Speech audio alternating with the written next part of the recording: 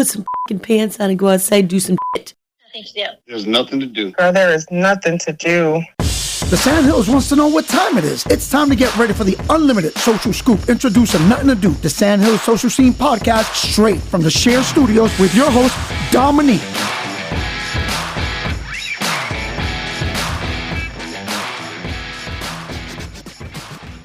Hey guys, it is the Nothing To Do Podcast, episode 22, with your host, me, and producer Brian back there, giving me a little knowledge on some things.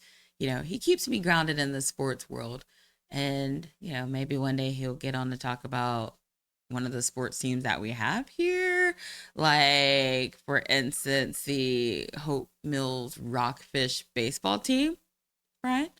And also Woodpeckers are back for a homestand, so make sure to go check them out. Yo, Brian, they've got this dope jersey. It's the Black Ops jersey. It is kind of like the zip, what do you call that? Half zip, whatever. And yeah, I look good in it. So you guys should make sure to stand in line on Saturday for one of those. We got fireworks on Friday. And I mean, Bunker's just lit. I know a lot of people are going to be like, Thursday. Well, hopefully this drops before the game. Brian's going to be working diligently to get it to drop when he can. So if you see this, Teachers Appreciation, what other way to appreciate our teachers than to give them a night where there's drink specials? Brilliant, Segra. Brilliant, Michelle Skinner, Pete, all of you guys. Brilliant. Because being a teacher... yeah, buddy, we needed those drink specials. So I forgot to say we're at the Share Studios, and it's brought to you by Cumulus Media Group, Rock 103. Catch me on Sundays from 9 to 2, Q98, Magic 106.9, and 6:40 a.m. with our new host, Jennifer Jones Rochelle. Make sure to check out those stations and go on your little social medias and click your like buttons. And if you haven't liked Nothing To Do yet, click your like buttons. If you haven't liked the Share Studios, you get it. Click the like buttons. So a recap of this weekend. It was 4th Friday Nerd Market. And I learned what kawaii is, which basically means cute. And I dressed up as an anime character.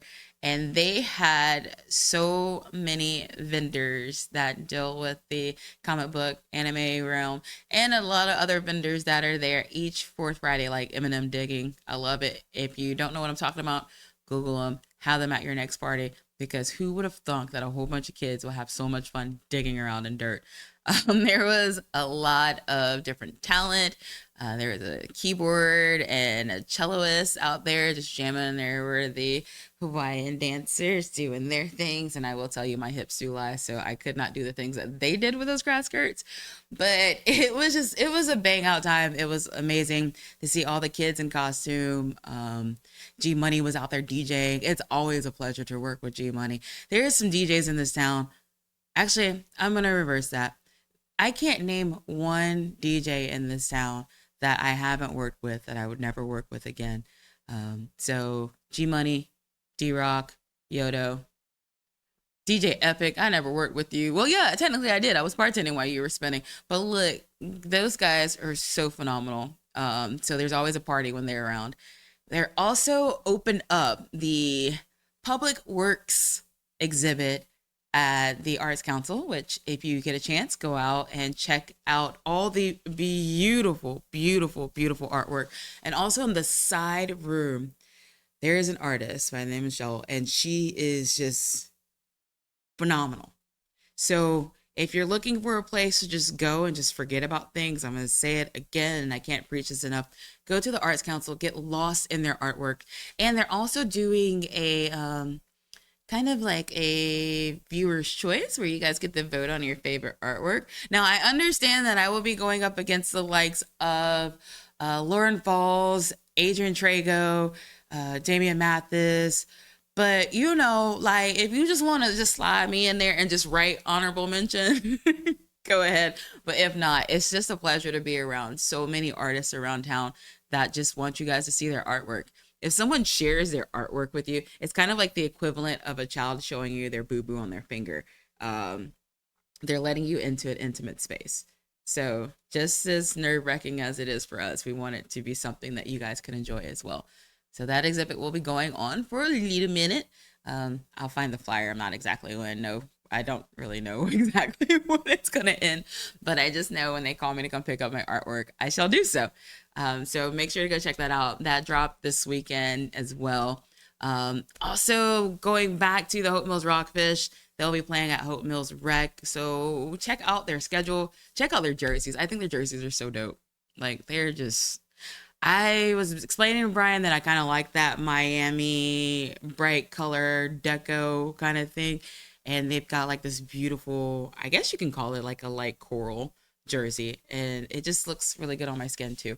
I'm sorry, guys. I'm feeling myself today, so I'm a little vain. Excuse me. Shut up, Brian. Also, this weekend, Uncle Carl threw his Memorial Barbecue Bash, where y'all know if one thing Uncle Carl's going to do, it's going to get on a grill somewhere and it's going to be feed the people. So check him out. I bet the food was delicious. I, on the other hand, had to go to Chapel Hill because my uncle just got released from the hospital. Little kidney issue, transplant issue. So please, please, please keep my uncle in your prayers and like keep each other in our prayers because you never know what we're all going through. We tend to act like everything's okay. And speaking of acting, today on this episode, I have one of the lead roles of Sister Act that's playing at Cape Fear Regional Theater and Ashley joining us. And when I tell you it was a pleasure to interview those ladies, energy was high. And I cannot imagine how high the energy is going to be as we see them on stage. So go ahead and get your tickets because they extended it. So you know what that means. It's probably going to sell out soon. So you have Woodpeckers, Cape Fear Regional Theater. Actually, there's multiple things going to Cape Fear Regional Theater. Whatever. I digress. It's a manic day. Forgive me. Let's just go ahead and jump into this segment where I interview them from the Cape Fear Regional Theater for Sister Act. And thank you guys for joining and supporting because, you know, one thing I'm going to do is I'm going to rep what there is to do in town because there's something to do in this nothing to do town. Stay tuned.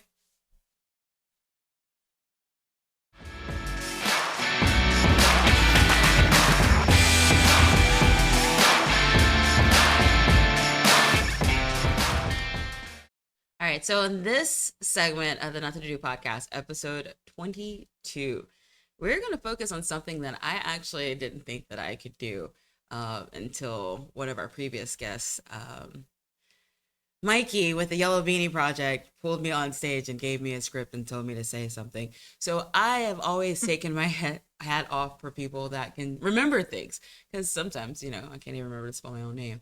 But one of my favorite places, and it was John Kistler, who's like a brother to me, who took me there numerous amounts of times when we were like in our late teens, early 20s. And I got to meet this amazing woman by the name of Bo Thorpe. And I didn't really understand how into theater John was. I just did it because it was something to do and to get out of the house. Hence everyone saying there's nothing to do. But Cape Fear Regional Theater has been around for a very long time. And if you haven't gotten to see like the Dream Girls or Michael Thrash and Three Musketeers, yeah, I'm gonna bring that up every time, Michael Thrash. Sorry, homie, it's gonna happen. And I know you still have that costume. If you haven't gotten to see that, or if you haven't gotten to see The Little Mermaid, like, or Best Christmas Pageant ever, like every year it's banger after banger after banger. And this year, one of the dopest shows always takes me back to my childhood, and which was probably the last time Lauryn Hill was on time for anything, Sister Act. And so I am being joined with one of our actresses, and then we have Ashley from Cape Fear Regional Theater. Thank you guys for coming. Thanks for having us. So I'm so excited to learn about the people behind the stage. So you're not from here. Nope. I live in the New York area. Okay. I have known Mary Kate and Ella Wren for years. Uh-huh. So I've known those two amazing women for a very long time. And I've known Ashley for a few years now. And so when they called me to do this, I was like, oh, I'm there. But most of my career has happened, I've done a ton of regional theater. Mm-hmm. I grew up in Oklahoma. Okay. So so I'm, accustomed to the South and the heat and the humidity. The humidity is bananas. Yeah. So yeah, I grew up in Oklahoma doing theater since I was about 10. Okay. I was cast as Annie at like the big theater in Oklahoma. I grew up with a single mom and a sister, and my, fifth grade public elementary school music teacher called my mom at home and said, I think Danette sings really well and needs to audition for Annie. And my mom, I remember, back then the phones were on the wall. Yes. Because I'm old. And I remember my mom putting her hand over the, receiver and saying, Danette, you sing? That's like the story. And I tell it all the time. And I was like, well, my teacher says I'm real good. And then I went and auditioned. And when I auditioned, I remember there being like, all of these little girls with moms like doing their hair and like putting makeup on. My mom dropped me off. Yeah. She didn't know. She dropped me off at the door. And I remember the director saying, Danette, honey, where's your mom? And I was like, she went to get a steak sandwich, but she's going to come back. I mean, I had no idea. So I'm sure they just saw, oh God, she doesn't have a stage mom. I pick her. Yeah. So from then on, I was just sort of like a theater kid. Okay. And then I've done like, my career has been tons of regional theater. For the longest time, I was known as the regional theater queen because I would go out and do all these roles regionally. I did several shows at North Carolina Theater in my early days. And then I've done national tours and I've done some Broadway shows. The last Broadway show I did was Annie, the last revival of Annie. And I got to sort of stand by or cover Miss Hannigan and all the women in that show, which was a great, great show. And I was the original fairy godmother in Shrek, the musical on Broadway. So yeah, so I've just, been doing it. And then I sort of backed out. I have kids. And so I sort of, about 5 years ago, I sort of like stepped back, and then the pandemic happened. And then Ella called and texted me and said, we want you to come and do Sister Act. And I was like, gosh, I haven't done it in so long, but okay. And so it has been an absolute joy. So it's like riding a bike? Yeah, to a degree. Okay. You definitely have to build back up your stamina vocally, and acting is riding a bike. Like acting is like you've done, and dancing you have to build up back up. Although I don't dance in this show really, but just a little bit. But I grew up dancing. I was like a very competitive dancer growing up. So that part is a bit like riding a bike, except you sometimes when you're old, you can't get your body to do it. No. Sometimes it won't work. It won't work the same way. It makes more noises. It does. Oh God. And then when you finish trying something, you're like, oh, a lot of noises happen. Yes. It's kind of like that episode of Fresh Prince where Aunt Viv goes and does the little famous dance. Yes. And then like she gets outside and she's like falling on the ground. Yes. That's kind of how it was. Yes. But it's so iconic. It's so iconic. It's so true. Just ow. Yes. Everything hurts. Yeah, absolutely. Epsom salt baths are my favorite. Yeah. So what brings you into like what's your backstory, Ash? So I'm from Fayetteville. I grew up here, and I grew up going to see shows at CFRT with my grandma. That was like the thing that we did together. I know. And so I always loved theater. I never did theater. I grew up playing a lot of sports. Like every season I had like something else that I was doing, and I was really academically focused. So like it just never kind of really even crossed my mind that theater was something that you could do as a grown-up and like as a real career. Right. And then I went to college. I went to UNC Chapel Hill, and I was going to be a doctor, and that's what I was going to do. And I got there and I was like, no, this is not for me. You said how many science and math classes? No, truly. And I like shadowed. I wanted to be a pediatrician. I shadowed a pediatrician, and I got in my car, like wept in the parking lot for like an hour afterwards because I was like, that's terrible. I don't want to do that. Like, why would I go to school for 10 plus years to then spend my career doing that all day? And then I had a full blown, what else would I do? From the time I was like in 6th grade, I was like, I'm going to go to Carolina and I'm going to be a doctor. Oh, that's nice. And that's what I was going to do. And everyone that knew me knew that that's what I wanted to do. And so my first semester of college was a huge, like the universe being like, that's not for you. This is not your path. And then I was miserable. And second semester, it came time to sign up for classes. And my friend was like, take this theater class with me. You're going to love it. Stop it. It's going to be such like an easy break in your schedule. And I fell in love with it. My professor for the first class that I took was in a show at Playmakers that semester. So I went from class, saw her on stage. And that was the first time that I was like, oh, you can like have a life and a career and like in theater. And like, that's something that like people do and people are very successful at. And then it took me another 1.5 years to realize that that is what I really wanted to do. And so I walked out of my last final, my sophomore year, and I went to my science advisor and I was like, hey, it's me. I'm changing my major from biology and chemistry to theater, and my minor is going to be film. Nice. And he was like, all right, you have a new advisor now. I was like, okay. And so I really focused really hard my last 2 years at school because I felt like everyone there had grown up as a theater kid and I didn't know anything. And so I told my professors, I was like, I want to leave here. Like, I have to play catch up. Like, I have a lifetime of catch up to do. So I want you to teach me everything that you could possibly teach me. And I was really lucky that the department at Carolina is really, really fantastic and really took me under their wing, everybody there. And I started working at CFRT as the company manager 4 months after I graduated from college. And that was 8 years ago, almost 8 years ago. Yeah. Nice. See, at East Carolina, I had a very similar conversation with my advisor. Well, he was more the dean of students, or he said, well, Matt, get the hell out of my school. You're going back into radio. And so I wanted to do everything other than what allegedly I was good at. What you were like meant to do. Absolutely. But you find your way. Yes. The universe provides. Honey. And you just that find was your way there. A little 20-something years ago. And now I find myself, I left for a long time and I've been back for 3 years. So, And you love it. like, those professors kind of know what they're talking about a little bit. Yeah. They do. Yeah. Shout out Dave. So what high school did you go to? I went to Grace Creek High School. Okay. All right. Mhm. So that means you're the youngest person in this room. That's cool. Brian? Listen. Sorry. Sorry. We joke at our dressing room, the two other older women, we're the older women. We joke that it's the AARP dressing room. But I will tell you what, it's the most fun dressing room there. I bet. Those kids ain't got nothing on us. Nothing. We are having a good time up in there. Yeah, we had Coach Nance at Douglasburg Yes. for a very, very long time. And Jody.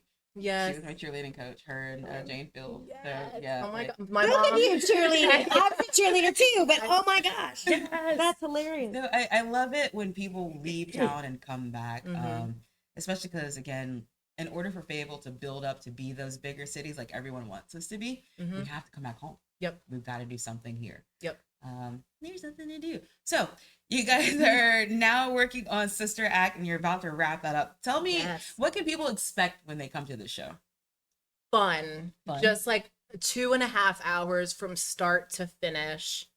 Fun and joy and laughter Yeah. and like incomparable talent. Yeah. Is what I think is what I would say. Yeah, I didn't even tell you this. The cutest story. I'm leaving the theater after the show, and I see this young couple. They're in their 20s, and she's got flowers in her hand. He obviously got her flowers and took her to the theater, and it was their second date. I found out it was their second date. She said it's the best date she's ever been on in her entire life, and that we made her make a crack on her face. We were so funny. Oh, nice. And the guy was just beaming. He was so proud of himself for having come up with this idea to go to the theater. And I am always astonished by sometimes people who don't often frequent live theater, how much it affects them, how much they feel, and that gift that live theater is, and how different it is every show. It's never dull. It's always slightly different.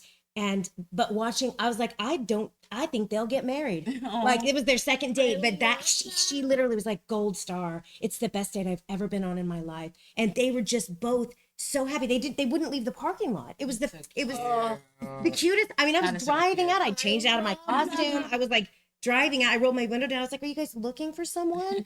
This was the greatest show ever. It was so funny. I can't stop laughing. And I just thought, oh my God, the gift of live theater. Yeah, you will have there's no way to not leave that theater feeling joy. It's not possible. Yeah. What are some of your favorite moments? Without giving, everybody knows how the story goes, but without giving away everything, what is like some of your favorite moments that you've had on stage or seen on stage? For seen on stage for this one, it changes every day. Okay. And over the next couple of days on our social media, I'm posting like my favorite moments because I think they deserve to see the light of day. But I think my favorite thing about this show is there are so many innuendos in the jokes, and you hear them, but sometimes it takes you a minute to hear them. Like, I've seen the show of the 20 plus shows that we've done so far, I've seen at least like 15. And 2 nights ago, I heard a line that I had never heard before and like clocked. And then I just kind of melted in the back of the house because I was laughing so hard and it was so inappropriate. But it's so funny and the jokes are so well written. And the singing is just like off unreal. The charts, but yes. Yeah, the woman playing the lead role, Alexis Tidwell, is she's just gifted. And she is the most beautiful human being as well. And so you cannot help but fall in love with her, like as a person, and as if you're watching her on stage, you'll fall in love with her performance. But knowing her off stage, I'm like, oh, that's why, because you're the same person off stage that you are on stage. And so she's just, and the guy playing Sweaty Eddie is a talent. I'm gonna tell you right now, I called my agent. I was like, you want to sign this kid, because like that. This kid, it's like that. Like that. Yep. Nice. It's like that. But like that doesn't even, you have to see it to like really understand. Yeah, there's no way for me to describe to you the gift. Yeah. Of It's this, a gift of this human. And Josh was in Jelly's Last Jam last season. For those of you that saw Jelly's Last Jam, they played Jack the Bear, so Jelly's best friend. And that role has some insane vocal moments too. But in this show, in Sister Act, as soon as Josh starts to sing, it's like full body chills and you just like, you zone in. It's like a tunnel vision to them. Yeah. Alexis and I have a scene right after their song, and we are upstairs, like up on this balcony, and we laugh every night. She literally is like, "End scene." Like she's like, and the show should end right there, because when I tell you, the audience is almost giving him a standing ovation. It's crazy. And it's like the 5th number in the show. Yeah. Their 6th number. Yeah, they're incredible. They're incredible. Now, comedy and musicals, I feel, well, it's probably because those are like my favorite things to watch. But I feel like CFRT does that very, very well. Yeah. Like The Play That Goes Wrong was my second date with my boyfriend. Oh, yeah. I love that. And I was like, this is foreshadowing of our relationship.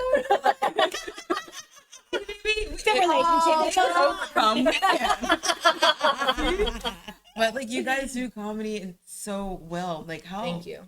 How tough is it to do that type of role? Comedy, just in general. Or For comedy me, and musical. I was born to do comedy. Like I hear the timing very clearly. I'm really, it's very one of my superpowers is comedy. I rarely miss a comic moment, and if I do, I'll get it some other way. Like I'm just like I can't. I love comedy. So for a lot of us, you can learn, it's a skill set for sure. You can learn timing of comedy, and you can learn cadence, and you can learn that you end the line up, and you can learn, you say it dry. You can learn those things, but many of us, it's just like an intrinsic thing. Like my defense mechanism is louder, faster, funnier. I'm always going to be like the funniest one. I'm always going to be like the one like go on a shirt. Yeah, it's like my thing. The other shirt I'm going to have is keep your expectations low. And then on the back, it's going to say you might get surprised. Nice. Yeah. I like that. Yeah, that was my whole thing. I feel like for marriage, for in all things, Jobs. keep those expectations low. That way you're never disappointed, but you might get surprised. Yeah. I love that. Yeah. That needs to be on a mug. I'm saying. That's all I'm saying. Yeah, that's really good. I'm not gonna that's move true. the side of the mug so they said you might get surprised. I'm drinking my chai tea with a little cream in it. Keep your expectations low. Absolutely. Yeah, no, comedy is hard. Yeah. And I think a lot of people take it for granted. But when comedy is supposed to be funny and it's not, there is nothing worse, which is we at the theater, anytime something is a comedy, we talk about it a lot. Like Mary Kate and I will spend a lot of time going through like, okay, who could direct this? Who's funny? Like who, you know what I mean? Because while technicalities of comedy can be taught, I don't think somebody can be taught to be funny. Like you're either funny or you're not funny. And so we talk about it a lot. So in this role, specifically with like Mother Superior, who is in charge of the convent in the show, we were like, okay, she's a serious lady in the show, but she's funny and she has to be able to sing and do all of the stuff. And so we were like, who in the world do we know that is just that person? And so we had multiple rounds of auditions and it wasn't right. And then Mary Kate was like, Danette. And I was like, Danette. And we did a lot of reeling in. And then we got her, and your audition was like, what, 10 minutes? Yes. Audition? Yes. Yeah. I had a Zoom. So I had a Zoom call with the director, West, because he didn't know me at all. Like hadn't seen me. So I had sent like me singing Little Girls from Annie when I was doing it on Broadway. And he was like, I mean, Miss Hannigan is such a broad, funny character. I just like, do you mind like just reading this? So, because Mother Superior is incredibly efficient with her words, her movement, her persona. She's efficient, but man, the zingers come. That she's funny. And I was like, oh, sure, no problem. And I read one scene. Ashley read with me for it on the Zoom call, and he was like, okay, then. That's it. And I was like, do you need it to give me any adjustments? He was like, no. So it was one of those moments where I was like, oh, that was just the right fit. It was the right fit. Yeah. And so it's really important to find those right fits, because again, if you're like trying to do a comedy and it's not funny, you did not succeed. And so anytime there's something like that at the theaters, like there's been a lot of thought and effort put into who's creating that show and then who is on the stage. So what you're saying is theater is really, really hard. It's not as easy as we may think it is. I'm telling you, Yellow Beanie, I thought I was going to be a star, and then I opened it up and saw words. How do you remember things? Oh my gosh. Give me your secrets. Well, hilariously, I remember, and I forget my lines all the time, but I'm really good at getting out of Ashley's laughing because she's been in so many of the shows and she's like, that's not the line. And but you cover it so well. Ashley and said, so Alexis said to me one day, I was having the scene with Alexis and I sang a lyric that was so not the lyric. And she literally, I watched her face go, like, she looked at me like, how are you going to fix this? And then she said we got off stage, she was like, and then I thought to myself, well, if anyone can get out of it, it'll be you. I am a mastermind of getting out of trouble. So when you ask, how do I memorize? I mean, maybe I don't. Maybe I get the gist. So as being the superstar, what would you tell people that are looking to get into theater? Oh, I have lots of things to tell young people. It's my favorite thing to do, is to tell young people. First of all, there are going to be a lot of people that can do what you do, but there will never be anyone who is you. So when I come into an audition and I look down the row and there are, 15 50-year-old brunettes who look like all-American, regular middle-aged woman, and I think to myself, and I look down the row and I'm like, oh, they can all sing, dance, act, do comedy, do drama, they can do anything. And then I remember that what sets me apart is Danette. That's it. Mm-hmm. And so Dominique, what sets Dominique apart from another person doing what you do is you. They're coming to see you, or they want you in their show. And also, much like you guys, you can change your mind at any time. Mm-hmm. You can change your mind at any time. Yes. You really can. In any direction you want to go in your life. Can you just move to Fayetteville? Yes. I was laughing. I have such a connection to Fayetteville. It's so crazy. And I actually love it here. We can be best friends, totally. Done.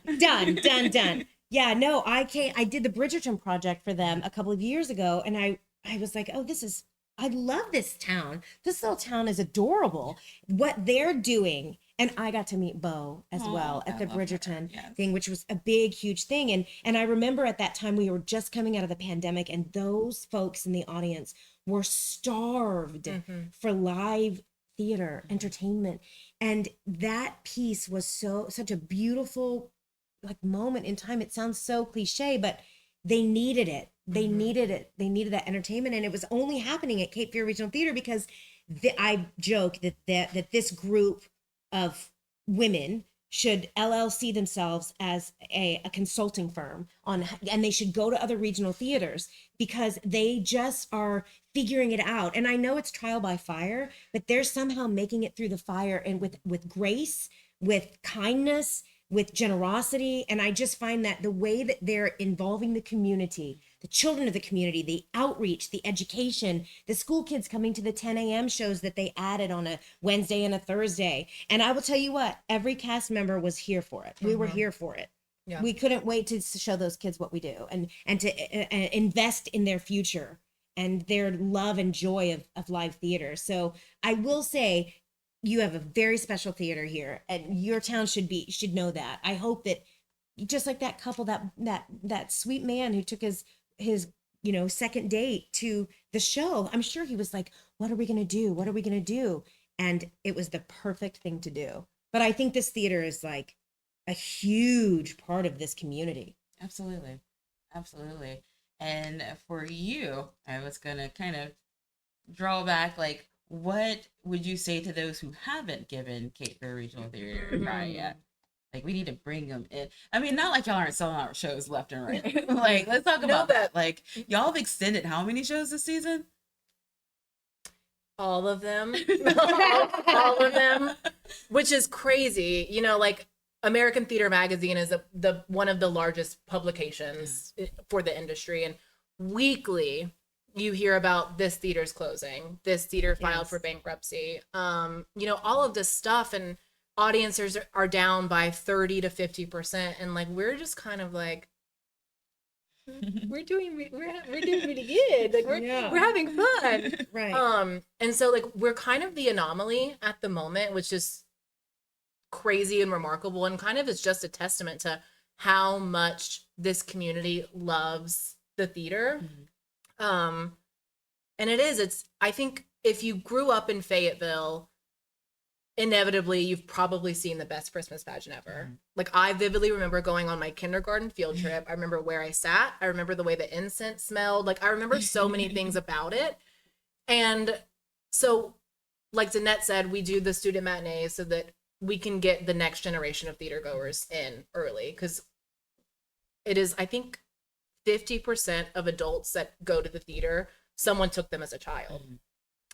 So that's like so important to us, is the education outreach that we do. But I don't know, if you don't just come and see a show. It's not exclusive by any means. Right. It's a very affordable ticket. Our highest ticket price for a musical is $37. And it's just, and I don't know if it's because I have such an intimate and special relationship with the building, but when you walk in, you feel the energy and like, it just feels special.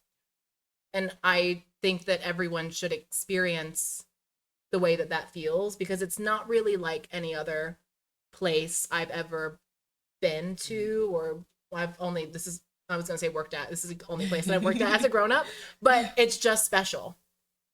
It's just special. So what do you guys have, like, as far as summer programs, summer camps? Like, what do y'all have going on this summer? Summer camp starts on Monday. Nice. We do no break. No break. I was like, holy cow, you guys start Monday. You better be running. Yeah. No, it's going to be crazy. We do 6, 7, 8, 9. We do 10 sessions of summer camp between June 3rd and like August 15th.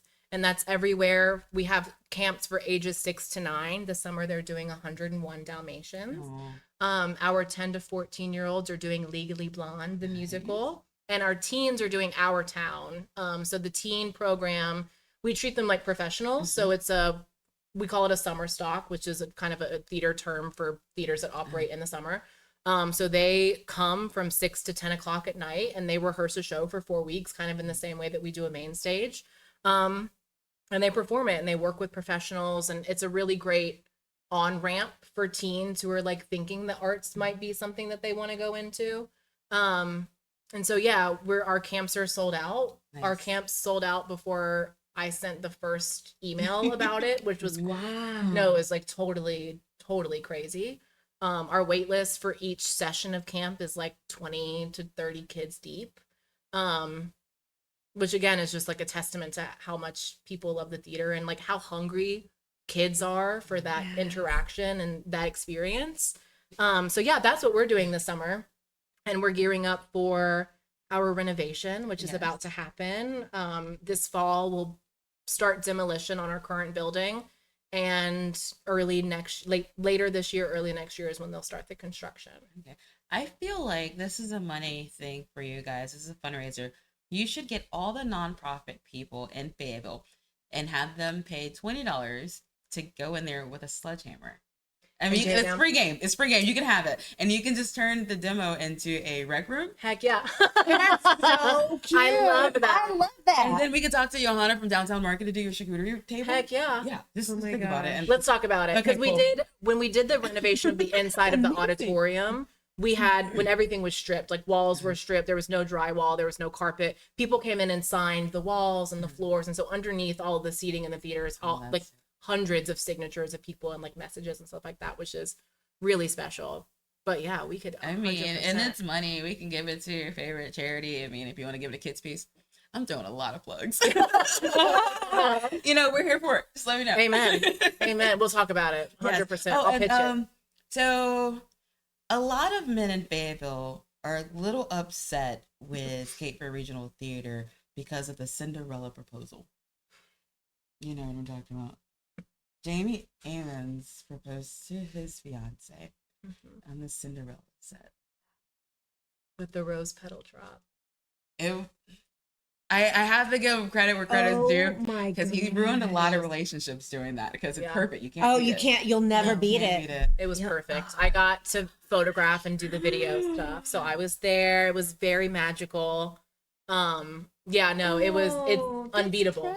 Yeah, it's unbeatable. It's unbeatable. So we have to lure them back in with comedy, and we have a couple more days before Sister Act. Come on over, propose to someone over to Sister Act. Did you hear that? Let's just forget about Jamie. We love him, but let's just forget about him doing all those things, because we know you're not going to get a stage and not going to be able to do that. Yeah. But We got a balcony. Yeah, I mean, absolutely. We can make it work for Romeo and you. Juliet. I'll help you. Call me. We do have a Mylar drop for this show. It's not rose petals, but it is confetti that falls at the end. So we could call me. We'll get you really set up for a great proposal. So have you guys sold out the weekend yet? We are not totally sold out for the weekend. We still have some space. We're pretty much full for tonight, pretty much full for tomorrow night. But we have room 7:30 on Friday night, 2:00 and 7:30 on Saturday. And then we close Sunday at 2:00. And we have room for all of those. Perfect. So you guys go to CFRT.org. Yeah. Absolutely. And get your tickets and check out all the cool things we have going on. Because I'm part of the team. Fundraising team. Yes, they have going on, because, I mean, y'all are doing amazing work in the community. You're giving me all types of hope and positivity. See? And I'm pretty sure when I see it come across the stage, I'm going to be crying and throwing rose petals at you.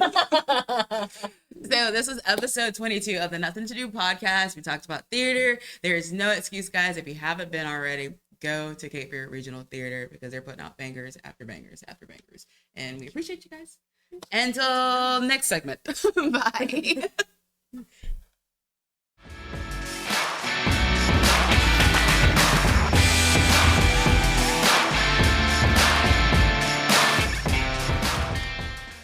I love a good remix, and I'll be over here just remixing everything. Brian, can I go? Oh, okay, yeah. Wait, he's counting down, but it's too late. I'm already on a roll. Look, it is episode 22 of the Nuthin To Do podcast, and we are coming to an end. Totally want to thank Danette for coming on. High energy, lovely, lovely, lovely person. Ashley, I hope this isn't your last time on the show, because again, Cape Fear Regional Theater is a staple in this town. And although we can step out, I'm not saying don't step out to other cities, just saying give the events that we have going on around town a chance. Speaking of Cape Fear Regional Theater and events, the Detour Slam Poetry, that's going to be at Cape Fear Regional Theater on Saturday. Doors open at 7, show starts at 7:30 with none other than the poet El'Ja Bowens, and admission's only $10, guys. So if you're not doing anything, go check them out. These guys are going to a world competition slam World Slam competition. And we got to support them because they're representing Fayetteville. And no matter how much you guys say it, we all represent the Ville. And poetry is just another outlet for people to get their feelings out, whether it's putting on a mask on stage, singing a song on karaoke, or going out there and writing some words, some bars for the people. So if you got a chance, go out Saturday, June 1st, 7:30, Caper Regional Theater Studio. And yeah, pay your ticket, support them. Let's help them get to this competition, represent Fayetteville to the fullest, and not have to worry about a thing. All fundraisers are good. So I guess that's it, right? I don't have anything else, but I appreciate you guys. We're at the Share Studios. Did I say all that yet, Brian? Nope. Okay, we're at the Share Studios weekly. Thank you, Jimmy Keefe, for being kind of my daddy Warbucks and giving me a place. Cumulus Media Group for just allowing me to be employed. That's Rock 103. Catch me from 9 to 2 on Rock. Actually, if you haven't liked the page, if you haven't liked my Nuthin To Do page, go ahead and do that because these are all brought to you by Cumulus. Q98, Fireworks Friday. I know you guys like fireworks and baseball and beer. So going out to Segra. Magic 106.9, they do the family woodpecker sing on Sundays where your kids can run the bases. And you can also play catch with your kids in the field after the game. So check that out. News Talk 640, WFNC, which is where I got my radio career started here in Fayetteville. And yeah, so I'm just going to peace out because I have nothing to do tonight. Actually, I do. I just didn't commit to anything. So if you don't commit to anything, you can't let people down. So until next week, episode 22 of the Nuthin To Do podcast, here's something to do. Bye.